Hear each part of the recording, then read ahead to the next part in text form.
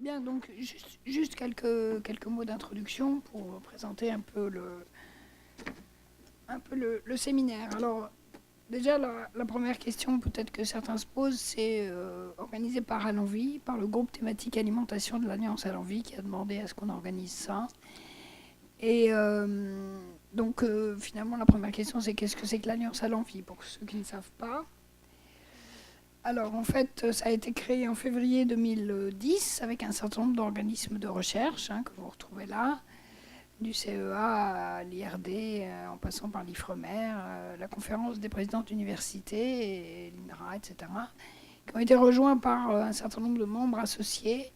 Et donc, on a à peu près tous les grands établissements de recherche et universités au niveau national qui sont regroupés dans cette alliance, qui a pour objectif donc les sciences pour l'environnement au sens large.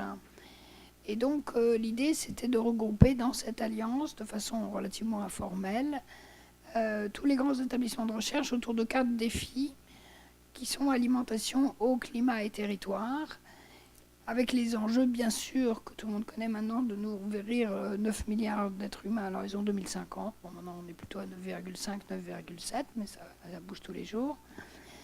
De garantir l'accès à l'eau et aux ressources naturelles, en quantité, en qualité et au plan mondial, de faire face au changement climatique, à l'érosion de la biodiversité, et de respecter l'impératif de qualité environnementale de nos territoires dans une perspective de développement durable et équitable. Ceci étant dit, l'organisation telle qu'elle est aujourd'hui, c'est essentiellement autour de groupes thématiques interdisciplinaires par sujet. Et donc nous sommes le groupe aliments et alimentation, mais vous avez l'agroécologie, la biologie des plantes, l'animal, la biodiversité, le climat, etc. Alors, si je pose quelques éléments de contexte, on repart tous maintenant des enjeux du développement durable fixés par l'ONU. Et en fait, nous, on est concernés essentiellement par l'objectif 1, évidemment pas de pauvreté, puisque c'est la condition finalement pour avoir accès à une alimentation de qualité. Le deuxième, c'est la faim zéro, ça nous concerne aussi. Le troisième, santé, bien-être, dans le sens où l'alimentation y contribue, on est concerné aussi. On est concerné par, de façon relativement indirecte, par les questions d'énergie aussi. Donc c'est le 7, une énergie propre et durable, au sens de la bioéconomie. Une industrie d'innovation et d'infrastructure, c'est le 9. On est concerné aussi au niveau de l'alimentation, première industrie nationale. Et évidemment, on est concerné, c'est plutôt de ça dont on va parler aujourd'hui, par l'enjeu 12, qui est une consommation et une production responsable. Et puis par l'enjeu 13, qui sont les mesures actives pour lutter contre le changement climatique. Donc voilà, finalement, l'alimentation recouvre pas mal des enjeux du développement durable. Alors, on a souhaité donc partir des attentes des consommateurs et voir quels seraient ces impacts sur les systèmes alimentaires. Donc en fait, les consommateurs ont des attentes multiples, mais qui sont souvent contradictoires. C'est-à-dire qu'on a toujours les éléments de contexte qui sont une évolution du budget qui est maintenant à peu près stabilisé, mais qui est très faible, le budget consacré à l'alimentation dans le budget des ménages. On a un temps consacré au repas qui continue à diminuer, une part très importante de produits transformés, une augmentation très importante des compléments alimentaires. Ça, c'est nouveau, ça vient de sortir dans l'étude 1K3. C'est une augmentation de 50% de la consommation des compléments alimentaires par les Français, ce qui pose quand même des questions sur la façon dont ils se représentent leur alimentation. Une augmentation des repas hors domicile et une évolution, on commence à sentir des modes de distribution qui sont un peu mis en question, à la fois sur les questions climatiques, mais aussi sur les questions de mode de vie finalement. Beaucoup de gens qui commencent à considérer que la pléthore des hypermarchés n'est plus ce qu'ils souhaitent en termes de distribution. Et donc par rapport à ce contexte-là, on a des attentes qui sont vers davantage de qualité et de sens, qu'on sent monter, qui questionnent les modes de production, en particulier la présence de pesticides, qui questionnent les enjeux sur le climat, et donc toutes les questions relatives à la consommation de produits animaux par exemple, qui questionnent les procédés de transformation et leur manque de transparence, qui souhaitent connaître davantage l'origine et la traçabilité des produits, qui se posent des questions sur le bien-être animal, sur la composition nutritionnelle des aliments, sur une alimentation plus équitable, et puis il y a tout le mouvement des locavores qui ne consomment que des produits dans un certain périmètre autour de leur domicile. Alors on a quelques données là-dessus. Par exemple, on a fait une étude l'année dernière avec la CLCV, la Confédération du logement et du cadre de vie, donc une association de consommateurs, qui était une enquête intéressante parce qu'elle concernait beaucoup de ménages, et en particulier des ménages en dessous du seuil moyen de revenus, des ménages dans des HLM beaucoup. Et donc ça n'est pas les intentions d'achat, c'est les informations qu'ils souhaitent avoir. Et on voit en bleu que l'information majeure, c'est toujours le prix. Mais tout de suite après, c'est l'origine. Et en fait, quand on analyse, quand on leur a demandé pourquoi l'origine, qu'est-ce que ça représentait, pour eux, c'est le synonyme de durabilité. Donc ça, c'est intéressant parce que c'est vraiment la perception qu'ils ont. Ça ne veut pas dire que l'origine fait la durabilité, nous on le sait tous, mais pour les consommateurs, c'est quand même ça que ça traduit. Alors, deuxième élément, je crois qu'il faut replacer quand même ça. Bon, on en a beaucoup parlé avec les états généraux de l'alimentation, c'est l'évolution des prix. Alors, depuis les années 80, les prix alimentaires descendent, mais assez peu, de 5 à 10%, alors que les prix à la production, la courbe jaune, c'est les prix des industries à la production industrielle alimentaire de viande et produits laitiers, donc qui a chuté quand même de 30 à 40%. Les autres industries alimentaires, moins, de l'ordre de 20%. Et alors, ce qui s'est effondré, c'est les prix agricoles à la production. Là, on le voit bien, puisque c'est 40 à 50% de réduction du prix depuis les années 80. Donc, on voit bien qu'il y a des marges qui se sont faites là, à des endroits où, voilà, c'est pas forcément évident pour les consommateurs. Et ça pose des questions du commerce équitable et de la juste rémunération du travail des agriculteurs. Autre question, c'est la question des risques perçus.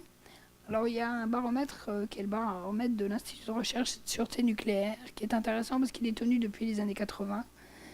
Et c'est annuel. C'est accessible pour Internet pour ceux que ça intéresse. Il y a plein d'éléments intéressants. Quand on leur pose la question aux consommateurs, parmi les problèmes actuels, quels sont les plus préoccupants, on constate quand même que l'alimentation n'arrive qu'au 13e rang sur 14. Ça veut dire que c'est quand même pas la préoccupation et c'est pas synonyme de risque. Il n'y a que 3% qui le classent en premier. Par contre, quand on retourne la question et qu'on dit est-ce qu'il y a des risques élevés dans les produits alimentaires, là c'est un tiers des consommateurs qui considèrent qu'il y a des risques élevés. Donc ça, je crois que dans les attentes des consommateurs, c'est quelque chose à prendre en compte. Alors, c'est à peu près stable depuis les années 2000. On a 3 points qui ont émergé beaucoup cette année. C'est les perturbateurs endocriniens qui ont pris 7 points. Et ça veut dire que 40% des consommateurs considèrent que c'est un risque pour eux. Les nanoparticules, qui ont pris 6 points, et c'est 34% des consommateurs qui considèrent que c'est un risque. Et évidemment, on a une remontée légère des OGM. Et les pesticides sont toujours le problème majeur, puisque 71% des consommateurs considèrent que c'est un risque majeur pour eux. Alors en fait, on a des risques qui sont réels, mais on a aussi maintenant les nouveaux modes de diffusion de ces informations, que ce soit la presse, mais surtout les réseaux sociaux, qui amplifient considérablement le ressenti et les informations. Alors, on retrouve ces facteurs d'inquiétude dans les enquêtes du CREDOC. Par exemple, au niveau des fruits, le risque, c'est les pesticides. Au niveau des produits industriels, c'est la composition du produit et la présence de conservateurs. Au niveau des viandes, c'est la présence d'antibiotiques. Et au niveau des produits à base de céréales, c'est la présence d'OGM et de pesticides. On voit bien, on retrouve les points majeurs. Alors, on a beaucoup d'enquêtes qui portent sur les attentes des consommateurs. J'ai trouvé intéressant de vous montrer en 3 diapos l'exercice de prospective qui a été fait par le ministère de l'Agriculture, qui était une prospective à court terme. 2025, c'est demain. Et en fait, ils ont mené la réflexion avec le cabinet Bleza sur une identification des grands facteurs de changement dont ils ont tiré un certain nombre de tendances d'évolution des consommateurs. Donc au niveau des facteurs de changement, il y a 5 grandes catégories. C'est la démographie et les modes de vie qui sont en évolution. L'évolution et la dynamique de l'économie qui pèsera également. La culture et les valeurs et leur évolution éventuelle. Les technologies et leur évolution. Et la réglementation et les normes.